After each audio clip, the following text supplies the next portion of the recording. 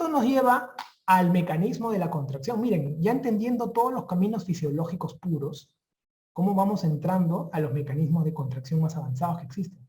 Y es muy sencillo, porque miren, acá lo vamos a poner. Este es muy sencillo. Normalmente, cuando uno estudia a la presión arterial es igual al gasto cardíaco por la resistencia vascular periférica. ¿Correcto? Esa es la fórmula universal. El gasto cardíaco es la cantidad de sangre que botamos del corazón en un minuto. ¿Ok?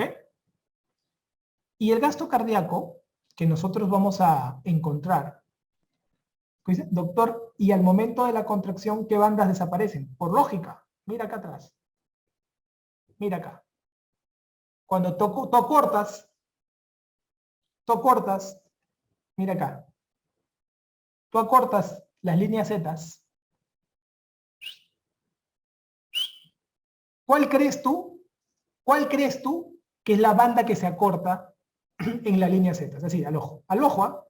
¿Cuáles son las bandas que se acortarían y se mantendrían? Al ojo. ¿Qué dicen todos?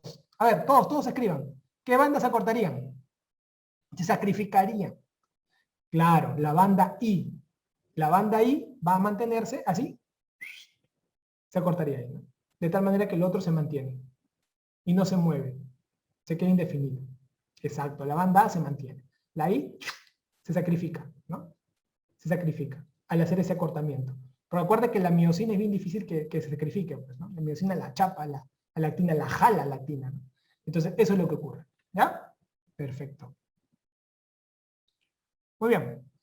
Entonces, cuando ya uno entiende estos conceptos de la fisiología, ya te entras al mundo ya de los mecanismos de contracción, ya estamos entrando al mecanismo de presión arterial poco a poco. Entonces, acá, por ejemplo, tú te encuentras, ¿no? En el gasto cardíaco, tú encuentras, el gasto cardíaco es igual a ¿qué? A una contracción que se ha hecho el corazón, pero lo multiplica por 60, ¿no?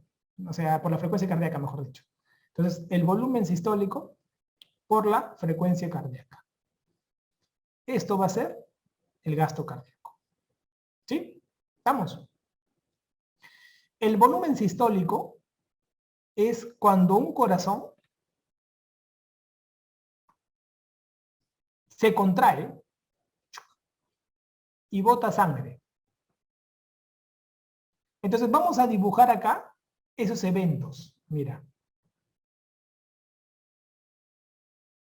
Cuando un corazón se llena de sangre, normalmente más o menos es 120 mililitros. Cuando está lleno de su capacidad máxima, eso se llama volumen telediastólico. Tele significa final, o sea, volumen al final de la diástole es 120 más o menos. ¿Sí? Y cuando se contrae, ¿te quedas con un poquito también de volumen o no? Cuando te contraes, te quedas con un poquito de volumen, ¿es cierto? Entonces, eso también es importante. Ese volumen se llama volumen telesistólico. ¿Por qué? Porque me quedo al final de la contracción con un poquito de volumen, ¿no? Ese poquito de volumen, ¿cuánto será? A ver, por cada contracción boto más o menos 70 mililitros. Entonces la diferencia, ¿cuánto me quedaría? Más o menos 50 mililitros. He botado 70, me quedo con 50. Más o menos, más o menos. Entonces quiere decir que ese es volumen telediastólico, volumen telesistólico. Entonces, ¿qué 70? Es el volumen sistólico de contracción. Ese sería este volumen, más o menos, que estoy trabajando aquí. ¿Sí? Perfecto. Ahora, este volumen yo lo multiplico por la cantidad de latidos cardíacos en un minuto. Este volumen, por la cantidad de latidos cardíacos, me va a dar el gasto cardíaco. Por ejemplo, si yo tengo 70 latidos por minuto y mi volumen es 70, será 70 por 70. Y esto será 4.900. Entonces, más o menos el gasto cardíaco será 5 litros. ¿Sí? 70, ¿qué vendría a ser? Es el volumen sistólico. Es el volumen que he eliminado con la contracción, que he botado con la contracción de un latido, de cualquier latido cardíaco. ¿Sí? Y 50 es lo que ha quedado dentro lo que no ha logrado salir ya. Por eso se llama volumen telesistólico, al final de la sístole, al final de la contracción. ¿Ok, Yusara? Entonces, y si tú multiplicas 70 por 70, sale 4.900, que son 5 litros. Por eso que el gasto cardíaco, que es igual, es la multiplicación, el gasto cardíaco, del volumen sistólico y la frecuencia cardíaca. ¿Ok? Perfecto. Ahora, la pregunta que va a venir de cajón es, ¿qué cosas estimulan al volumen sistólico? Hay 3 variables que estimulan al volumen sistólico. 3 variables. La primera variable se llama precarga.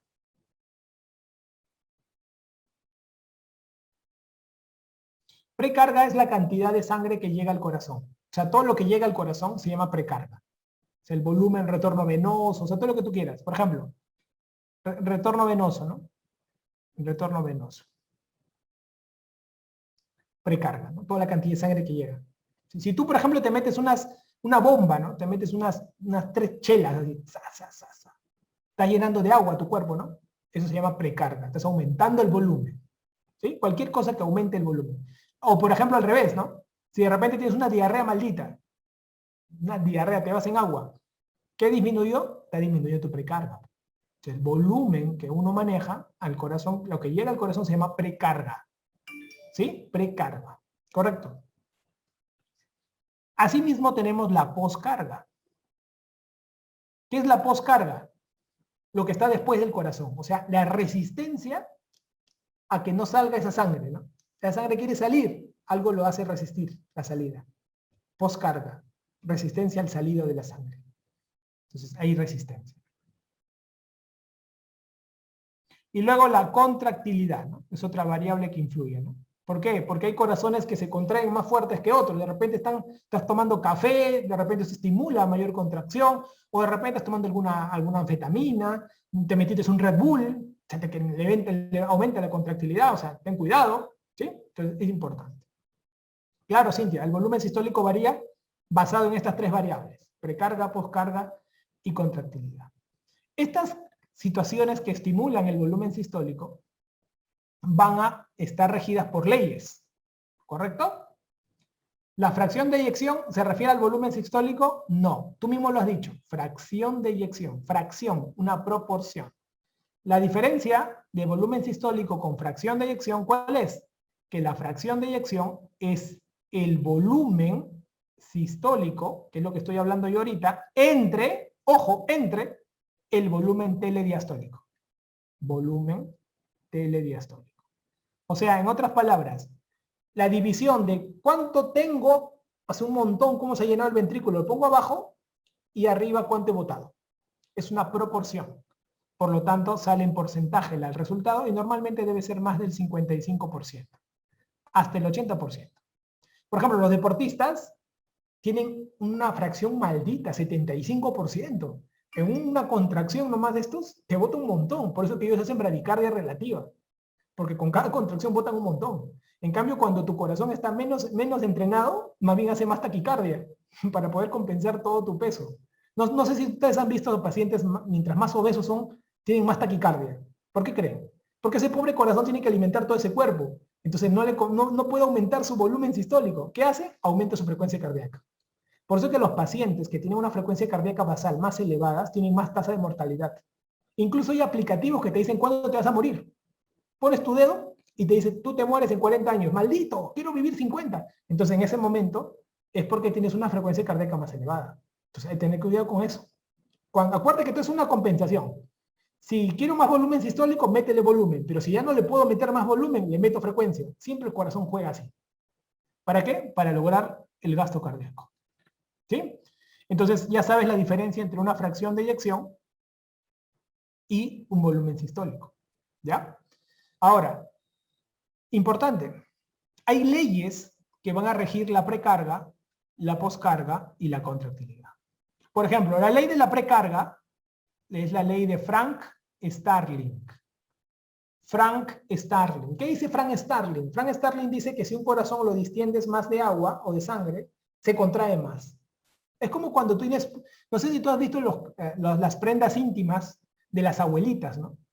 ¿Tú has visto las prendas íntimas de tu abuelita? ¿Cómo está la prenda íntima de tu abuelita? Está así, ¿no? Grandaza, ¿no? Ya no tiene ni liga, ¿no?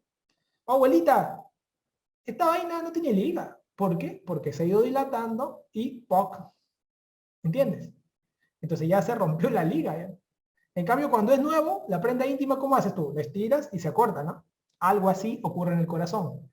El Frank Starling dice que hay una energía que uno libera cuando más te distienden, ¿no? Si te distienden más, te liberas más energía. Distiendes más energía. Distiendes más energía. Pero llega un momento que se rompe eso. Y por más que le des más, ya no se contrae más. Eso se llama insuficiencia cardíaca. ¿Ok? Insuficiencia cardíaca. Cuando se rompe la ley de Frank Starling, se llama insuficiencia cardíaca. Ya no, por más que estire la vaina, ya no vuelve a contraerse con fuerza. En cambio, cuando está sanito el corazón, tú le metes más agua, se contrae con fuerza. De acuerdo a cuánto le metas, se contrae con fuerza, te responde. Tú le metes más, se contrae más. Pero llega un momento que tú le metes más y ya no se contrae. Hay insuficiencia cardíaca. ¿Ok? Fracción de eyección, perfecto. Fracción de eyección es una fracción, como su nombre lo dice, ¿no? O sea, una proporción que te va a dar un número que está en porcentaje. Y la división es el volumen sistólico, o sea, lo que tú has botado, entre lo que tú tenías en el corazón, ¿no? De repente, acá, ¿cómo sería? He botado 70, doctor. ¿Y cuánto tenías? Tenía 120, doctor. Y boté 70. Ya, divide 70 entre 120, esa es tu fracción de eyección. Entonces, en las preguntas de examen te la pueden poner así, ¿no? Fracción de eyección de 0,5. O te pueden poner fracción de eyección 50%. Hay dos formas de presentación que te pueden poner, ¿sí? Lo normal es más de 55% hasta 80%. O de 0,55 hasta 0,8. Dos formas de presentación en las preguntas de examen. ¿Correcto? Ahora, ya hemos visto la ley de Frank Starling, ¿sí? La gente se paltea a veces, ¿no? Porque uno cuando lee el concepto, ¿sabes? Frank Starling se metió una fumada cuando hizo su ley, porque dijo que, así lo describió el maldito, mira. La energía liberada de una contracción es directamente proporcional a la longitud inicial de la fibra. ¿Quién miércoles se va a recordar eso? Pero tú nunca te vas a olvidar el calzón de la abuelita, ¿no? Mientras más lo estiraba, ¡pah! Se acercaba, ¿no? Hasta que ya tienes la abuelita con su calzón tiene insuficiencia cardíaca. Ya no se puede volver, ¿no? Así te acuerdas toda tu vida, ¿sí? Ahora, poscarga. ¿Qué es poscarga? Es la resistencia al vaciado del corazón. Y por lo tanto, si yo tengo una hipertensión arterial, tengo más resistencia, ¿no? A vaciarme el corazón. ¿Y qué hace el corazón para compensar, botar esa resistencia? Se pone más fuerte y bota, hace hipertrofia. Entonces hay una ley que se llama la ley de Laplace. La ley de Laplace. ¿Ok? La ley de Laplace es la ley de la poscarga. ¿Ok? Es la ley de la poscarga. Hay una mnemotecnia que yo tengo con Laplace, que yo le pongo así. Teje perro le pongo, así, teje perro, para que te acuerdes. Y me quedo con la T acá, luego la P, la R y le bajo la G. Porque son las variables. Nunca te acuerdes de los números, siempre acuerdes solo de las variables. ¿Ya? Es el secreto de todas las fórmulas en cardiología. Solo las variables, los números no importan. Mira, tensión, T es de tensión intraventricular, tensión intraventricular. O sea, la tensión que ocurre dentro del ventrículo, ¿no? Cuando están haciendo la contracción. Multiplicado por la presión que se está sometiendo. O sea, ¿de qué viene? ¿A qué viene? ¿Qué es igual a la tensión intraventricular? La presión intraventricular multiplicado por el radio entre el grosor. ¿Qué quiere decir? Que en un lugar que tenga por ejemplo, mira, piensa, si el paciente tiene un mayor grosor, ¿cómo estará la tensión? Baja. Entonces, ¿qué es lo que hace el corazón para disminuir la tensión intraventricular? Se hipertrofia. Eso es lo que hace el corazón. Entonces, ¿tú qué es lo que tienes que buscar? Que el corazón no se engruese, o sea, no se ponga más grueso, no se hipertrofie. Y para que no se hipertrofie, ¿qué tienes que hacer? O sea, que no suba su hipertrofia. Bajar la tensión, pues. ¿Me entiendes? O sea, hacer otra cosa que permita bajar la tensión y no sea dependiendo del aumento del grosor. Y eso es dar sus fármacos. Suena Lapril, su Captopril. O sea, fármacos que bajen la presión. Si no, se pone grueso el corazón. Ese es el efecto. Nada más. Nunca te olvides. Si tú no le vas a dar fármaco al pata que tiene una presión fuerte, él lo va a hacer solito Y lo va a hacer a costa de ¿qué? Un mayor grosor de su pared. Por la ley de Laplace. Eso es lo que ocurre. ¿Ok? Nunca te olvides, ¿ah? La tensión intraventricular es igual a la presión por el radio entre el grosor de la pared cardíaca. Claro, la remodelación cardíaca, Ana dice, evitan remodelación cardíaca porque baja tensión. La remodelación cardíaca es el efecto en el que una fibra cardíaca ya no se contrae, porque se reemplaza por fibrosis. Eso se llama remodelación. Eso hace la angiotensina 2. Remodelación. Ya no sirve ya. Ese tejido ya no sirve. ¿Sí? El tema es de que antes de que se remodele, primero se engruesa. Y luego que se engruesa, se hipertrofia, muere. Entonces, cuando tú veas un paciente que tiene hipertrofia, al toque tienes que atacar con fármacos que disminuyan la tensión. Algo está pasando. ¿Por qué tiene grueso? Es porque tiene tensión alta. Tienes que meterle. Por eso cuando tú ves un paciente con ecocardio que tiene una hipertrofia, ¿qué le das? Un enalapril, ¿no? Un ARA2. ¿Por qué? Porque le estás bajando la tensión. Está ocurriendo ley de Laplace. Y tú sabes que el siguiente paso del engrosamiento, ¿cuál es? La dilatación. Porque pasamos a Frank Starling, se dilata. Y luego que se dilata, es interesante recordarlo, que al dilatarse, pues comienza la insuficiencia cardíaca. O sea, te das cuenta, ¿no? Se pone grueso y luego se dilata y luego comienza la insuficiencia cardíaca. Entonces, son pequeños detalles que se van a dar de manera sincrónica cuando hay una cardiopatía hipertensiva, por ejemplo, ¿no? Es un tema interesante que se puede presentar aquí. ¿Ok? Que se puede presentar aquí. Perfecto. Ahora, ¿qué es lo que tenemos que tener en cuenta? Doc, pero al principio, Doc, pero Jocelyn me dice, Doc, pero la hipertrofia al principio no hay mayor fuerza de propulsión y por tanto mayor presión. Sí, claro que sí, pero no te va a mantener mucho tiempo. Acuérdate que el corazón no está hecho para hipertrofiarse. Todo lo que se hipertrofia es porque tiene que llegar a un límite. ¿Y sabes cuál es su límite? La muerte. Cuando tú ves que algo se hipertrofia en el corazón, no es que está yendo bien, es que va a llegar a un límite, sino que está que te avisa, ayúdame que estoy inflándome. ¿Y luego qué hace? ¡Pah! Desaparece y se transforma en fibrosis. Y cuando hay fibrosis en el corazón, tienes un foco de descarga ectópica arrítmica. Y comienzan los focos arrítmicos. Entonces los pacientes dicen, oye doctor, ¿es verdad que la fibrilación auricular es la arritmia más frecuente de la hipertensión? Sí. ¿Por qué? Por esto. Porque se crean focos por la hipertrofia. Ah, interesante. O sea, cuando alguien se hipertrofia, luego se remodela. ¿Y qué es remodelar? Se fibrosa. Entonces nunca se olviden esos conceptos. Madre de la fisiología y cómo nos... Por eso que yo digo, el que domina este tema, esta clase de bases, como cuando Fischer cuando Fischer se hipertrofia. Entonces, si dominan estas clases de las bases, se pasean con la parte clínica, pero tienen que comérselas estas, que bien dominadas, y me preguntan lo que quieran, porque los secretos de esta parte están en la parte clínica. En la parte clínica solo ejecutas nomás lo que has aprendido aquí, cómo funciona esto. Eso es importante. ¿Ok? Ahora, y luego viene la contractilidad, pues tú sabes que la contractilidad es otra variable importante, ¿no? Si queremos meterle más gasto cardíaco, le metes contractilidad, ¿no? Entonces, cuando un paciente, por ejemplo, está chocado, ¿qué es lo primero que le damos a un chocado? Le damos agua, ¿no? ¿Por qué? Porque vamos a la precarga, ¿no? Automáticamente. Y luego, queremos mejorar, oye, no, doctor, el pata es su folla bomba. Ah, entonces métele una droga que contraiga, ¿no? Contractilidad. O sea, miren, hay dos maneras, hasta 3 maneras, de poder mejorar la presión arterial. ¿Se dan cuenta? La primera manera, y están los 3 tipos de... Ahí está el manejo del shock. El manejo del shock está acá. Shock hipovolémico. Más frecuente los shocks. ¿Qué le metes? Volumen, precarga. ¿Te das cuenta? Facilita, ¿no? O sí, ¿no, doctor? Shock cardiogénico. ¿Qué le metes primero al cardiogénico? Ah, doctor, postcarga. O sea, le meto noradrenalina primero. Perfecto, métele nora. Métele nora, en orden siempre. Precarga, postcarga y luego contractilidad. O bacán, doctor. Y si no responde con nora, le metes para dobutamina, contractilidad. O bacán, doctor. Pucha máquina. ¿Por qué no me enseñaron esto en la universidad? Maldita sea. ¡Pua!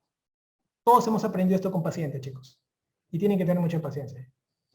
O sea, todo estaba en ese orden. Estaba en ese orden. El secreto estaba ahí. Oye, doctor, tengo un shock distributivo, que es un shock séptico. Ah, pues ahí tienes falla de ¿qué? De postcarga. Entonces métele noradrena, pues. Oh, bacán. Por eso que todo nace de conocer la presión arterial del paciente. Y sobre eso razonas. Gasto cardíaco y resistencia vascular periférica. Ahora, ¿tú puedes llegar a entender cómo se mide esto? Sí, con un ecocardiograma tú puedes sacar los valores de gasto cardíaco y también de resistencia vascular periférica. Acá, por ejemplo, mira, la resistencia vascular sistémica, acá está la fórmula, mira, acá te la dejo. Es la presión arterial media menos la presión venosa central, con un catéter venoso central, entre el gasto cardíaco. Y el gasto cardíaco lo sacas con un ecocardiograma. O sea, un paciente que tiene un catéter venoso central más un ecocardiograma, yo te puedo hallar el gasto cardíaco y la resistencia vascular periférica. ¿O qué bacán? Pero doctor, presión arterial media no me has hablado. Ya, presión arterial media es una fórmula que es necesario saberla. Es 2 veces la presión diastólica más la presión sistólica entre 3. 2 veces la presión diastólica más la presión sistólica entre 3. Esto tiene que ser igual, mayor o igual a 65. ¿Y qué cosa es la presión arterial media? Es la presión de perfusión.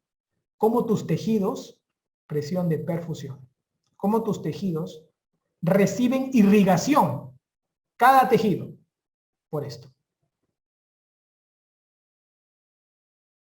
Emanuel me dice, doctor, ¿y la adrenalina en qué parte de la ley de Laplace actuaría? La adrenalina. Ya comienza a hablar. La adrenalina es poscarga, hermano.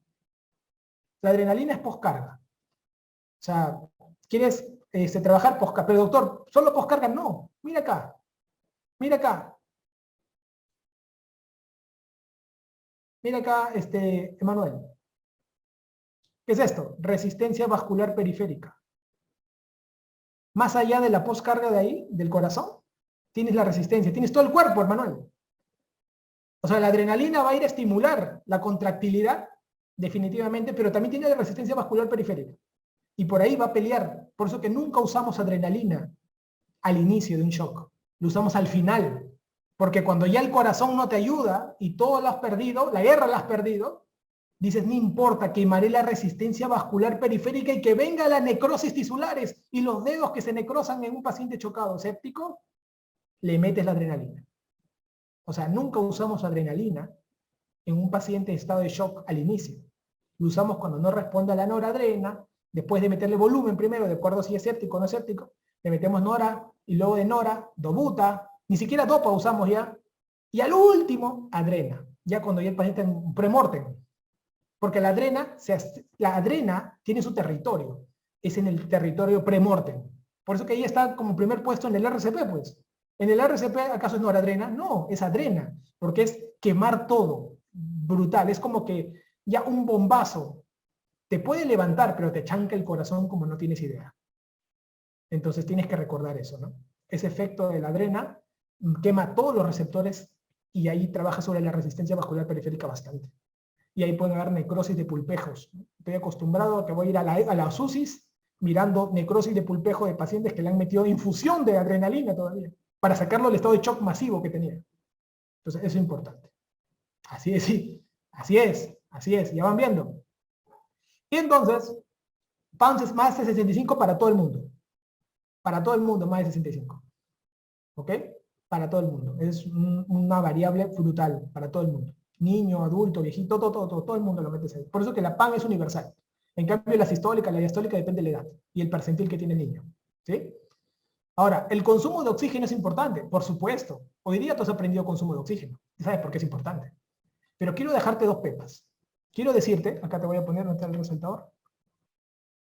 El consumo de oxígeno, miren en qué se va el consumo de oxígeno. En la contractilidad, 45%, en la poscarga, 50%, en la frecuencia cardíaca, 50%. ¿Qué quiere decir esto? ¿Qué quiere decir esto? Que estamos hablando de que solamente la frecuencia cardíaca y la poscarga tienen mayor consumo de oxígeno, señores. ¿Se dan cuenta de esto? O sea, la poscarga y la frecuencia cardíaca tienen mayor consumo de oxígeno. Entonces, quiere decir que si yo quiero a un paciente que sobreviva más años, hago que consuma menos oxígeno, ¿no es cierto? Entonces, ¿qué fármacos me aumentarán la sobrevida? Un fármaco que me controle la poscarga, puede ser un YECA, o un fármaco que me controle la frecuencia cardíaca, puede ser un beta bloqueante. Ahora entiendes cuáles son los fármacos que aumentan la sobrevida. Serán los YECAs y los beta bloqueantes. La digoxina no aumenta la sobrevida. Te disminuye la tasa de hospitalizaciones, nada más de insuficiencias cardíacas con FA, pero no aumentan sobrevida. Pero los YECAs y los beta bloqueantes sí aumentan sobrevida. Y ya sabes por qué aumentan, porque trabajan sobre la poscarga y la frecuencia cardíaca. Es un concepto que nunca lo van a olvidar, es un concepto madre. Pero sobre todo es que yo no quiero que ustedes aprendan de paporreta, no, ya les he dicho ya. Primero, acuérdense, hay que entender. ¿Sí? Entendimiento, conceptos básicos. Luego que ya entiendes estos conceptos, ya lo has procesado, ¿sí? Ya has procesado, ya entendiste cómo se maneja, cómo se mueven las cosas. ¿Pasamos a qué? A el aprendizaje y a preguntas, todo lo que tú quieras, memorizamos. ¿Sí? Entendimiento, creación y repetición. Entiendes en una clase, creas post clase y repites fuera de la clase, en cualquier lugar, tu trabajo, lo que tú quieras. Entendimiento, memorización y repetición. ¿Sí? Entonces, esos tres procesos van a ocurrir en tu mente, pero si sigues el IRMA, ¿no? Información, retención, memoria y aplicación, ¿te acuerdas? Pero acuerda, ahorita ¿qué están haciendo? Entendimiento. Entendimiento. Están entendiendo procesos. Acaba la clase, apuntan cosas puntuales. Procesos, creación. Y luego comienzan así es, la repetición donde tú quieras. ¿Sí? Son los tres procesos básicos de tu aprendizaje, pero ustedes lo están haciendo ya, nosotros lo desarrollamos en 4 etapas, ¿no? Con todo lo de la ley, con la información. Pero acá te estoy haciendo el resumen. La clase prácticamente te resume la información y la retención. Te lo resume ahí. Pasas a memorización de frente y a repetición, como tú quieras. ¿Ok? No hay una ley para la contractilidad. No hay una ley para la contractilidad. ¿Ok? No hay una ley. Pero sí hay ley para precarga y poscarga, por si lo tienen. Acá abajo te les dejo algo. Esto ha venido preguntas memorísticas. ¿Ya? Aquí está venido preguntas memorísticas, miren. Con respecto al gasto cardíaco, ¿no? Sale 100%. 100%. Sí hay Villamemo. En el Villamemo de cardio, que les van a liberar, en la parte inicial tienen estos conceptos de fisiología. En el Villamemo de cardio. ¿Ya? Sale de acá, sale del ventrículo izquierdo 100% y luego se divide, miren, en todos los porcentajes. ¿Qué han preguntado? Coronarias, por ejemplo, en las arterias coronarias, ¿cuánto llega el gasto cardíaco? 5%, preguntar. Preguntar. ¿Ok? Casi igual que la piel, 5%. Riñón, prácticamente 25% y es más que el cerebro incluso. ¿Sí? 20-25. Yo utilizo 20% para las clases, porque es de 20-25%. ¿Sí? Luego tienes gastrointestinal, 25%, esqueleto, 25%, cerebro. Cuando hay un shock, la pregunta que viene acá es, ¿no? Cuando hay un shock, ¿cuál de todos estos es el primero que se sacrifica cuando hay un shock? ¿Se sacrifica la piel? ¿Se sacrifica gastrointestinal? ¿Se sacrifica renal? Por eso que está mal hecho el sistema, ¿no? Por eso cuando hay un shock hay insuficiencia renal. Lamentablemente no debería sacrificarse. Y todo se redistribuye ¿a dónde? A las coronarias, al cerebro, cuando hay un shock. ¿Ok? Cuando hay un shock. Músculo esquelético también se sacrifica. Pero no tanto como las otras. Más bien, Diosito debería haber hecho sacrificar más rápido el músculo esquelético que el riñón, ¿no? Pero no. El riñón se sacrifica casi a la vez que el gastrointestinal, porque nadie en shock está comiendo, así que no tienes por qué tener sangre en la tripa, y nadie tampoco está regulando la temperatura. Por eso que tu piel es fría cuando chocas. Entonces, 5% de la piel se consume, en intestino se consume, y lógicamente la parte del riñón se malogra. Por eso que el problema es que hace una insuficiencia prerrenal en estado de shock. ¿Ok? Y lo redistribuyes a cerebro y corazón rápidamente. ¿Sí? Pero acuérdate que corazón recibe solamente, las arterias coronarias reciben 5% del gasto, es pregunta de examen. Pregunta de examen. ¿Ya? Y el cerebro 15%. El riñón recibe más que ellos normalmente. ¿Ok? Entonces, importante, y luego al final todo esto termina en la vena cava y hace todo el proceso característico. Son preguntas que han venido de manera aislada, pero es bueno que lo sepan. ¿Ok, chicos? Ahora el cerebro ya tiene todo su volumen, ¿no? Ahí vas a comenzar en neurocirugía, van a ver la distribución de volumen sanguíneo con masa más líquido cefalorraquídeo, para hablar de las leyes de la hipertensión intracraneana, que es importante también recordarlas. ¿Ok? Perfecto. Muy bien, chicos. Nos quedamos aquí entonces. Acá ya estamos entrando a los reguladores de la presión arterial. Pueden ir avanzando también con esa parte de los temas. Un tema muy bonito en la fisiología, pero sobre todo conociendo, exacto, la ley de Monroe-Kelly, ¿no? Conociendo estos conceptos, quiero que le den una muy buena vuelta, porque son potentes y son los rentables para las partes clínicas sobre todo. ¿Ok? Ya nos estamos viendo hasta la próxima clase. A disfrutar, cuídense mucho.